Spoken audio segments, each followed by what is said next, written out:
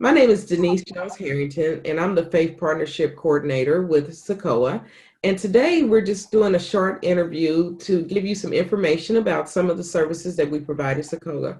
So today we're going to talk about CareAware. So I have Chelsea here today, and she's going to introduce herself, and then I'm going to ask her a couple of questions. Hello, everybody. As Ms. Denise mentioned, my name is Chelsea McWhorter, and I am a caregiver options counselor at CICOA. I've been at CICOA for about 2 years now, and today I'm going to give you a little bit of insight on what it is that I do. Wonderful. So I guess the first question will be, what is CareAware so people can be informed on exactly what CareAware does?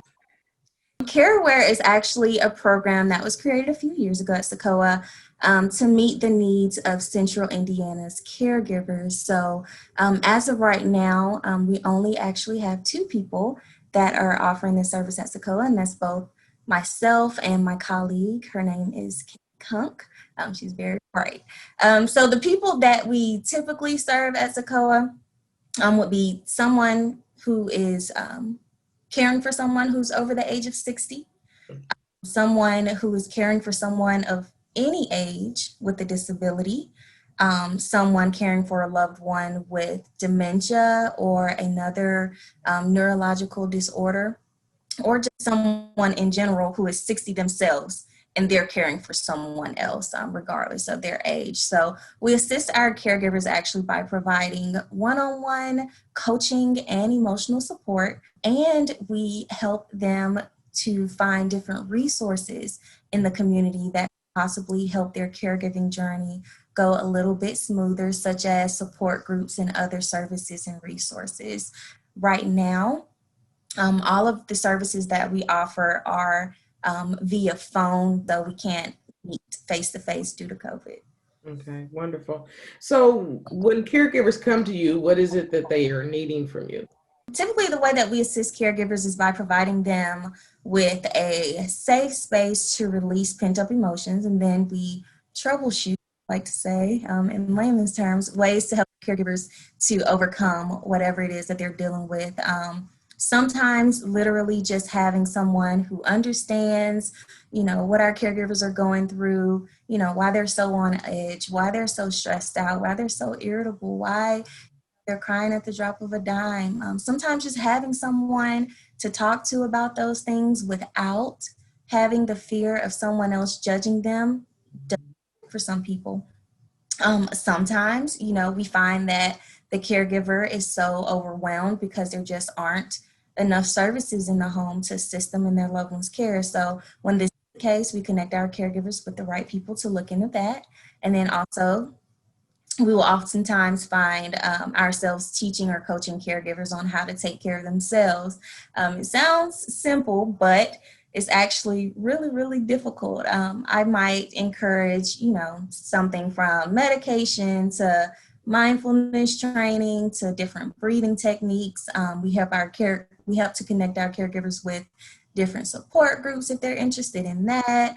I've even taught people how to utilize technology to help them out a little bit. I've taught caregivers how to set up alarms on their phones to remind them to eat. Again, some of the most basic things that we take for granted, sometimes it's a lot more difficult for our caregivers to fit that into their day. So I might teach them how to set up reminders for them to eat or to take breaks throughout the day just to breathe.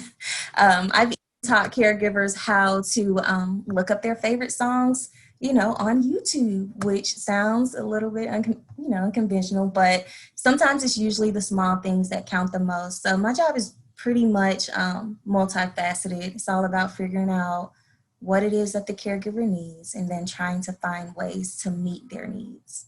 That's wonderful. That's a great service that you're offering people because I know it can be difficult when you're caring for someone and then trying to think for yourself. So Yes. just those simple things you mentioned are very important. So how would you say, or what would you say have been some of the challenges for caregivers during this time?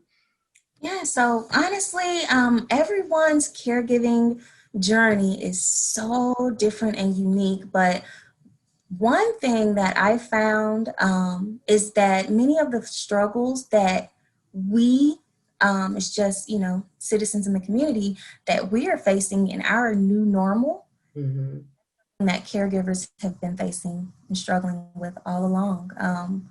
Working from home and trying to care for their loved ones, or isolation, or just trying to find time throughout the day to break things up and they can't. So those are a few things that I noticed that are some of the greatest challenges today, especially with COVID going on. So now when someone finds that they're in that position, then how do they get in contact with you?